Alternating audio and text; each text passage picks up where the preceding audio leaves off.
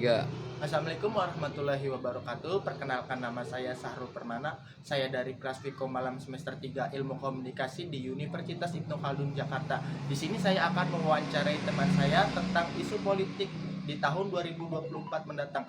Mari kita mulai wawancara. Terima kasih. Pertanyaan nomor 1. Apakah Mbak sudah tahu pada tahun 2024 nanti kita akan ada pemilihan presiden dan Pak Jokowi sudah tidak bisa mencalonkan sebagai presiden lagi? Menurut jawaban Mbak bagaimana? Pembatasan masa jabatan presiden di Indonesia untuk 2 periode baru muncul setelah era reformasi dan pasca kejatuhan Orde Baru Soeharto, saat itu pasal 7 UUD 1945.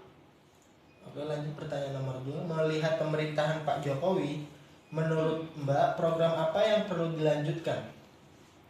1. Pembangunan sumber daya manusia. 2. Pembangunan infrastruktur.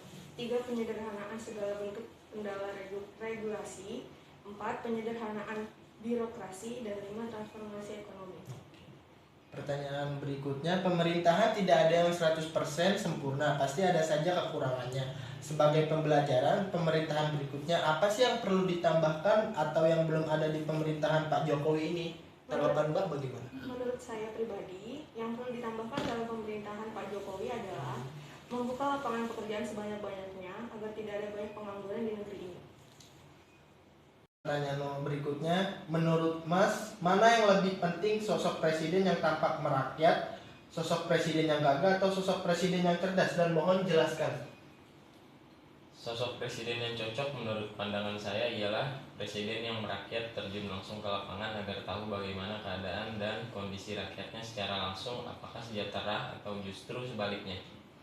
Oke, pertanyaan berikutnya, bagaimana sih kriteria seorang presiden Mas yang harapkan? Seorang presiden harus dapat mempersatukan beragam komponen bangsa.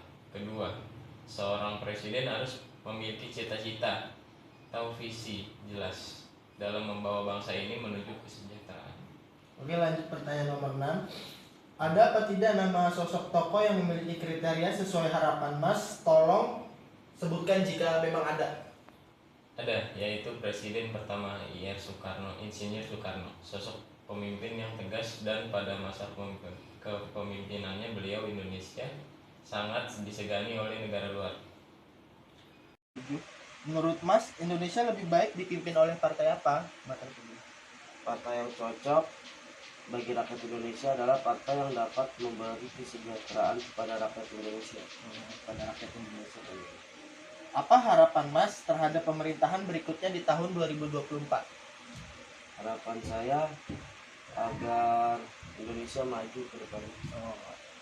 Udah, begitu saja pertanyaan yang saya sampaikan. Ya. Kurang lebihnya mohon dimaafkan. Terima kasih atas waktunya ya. Ya.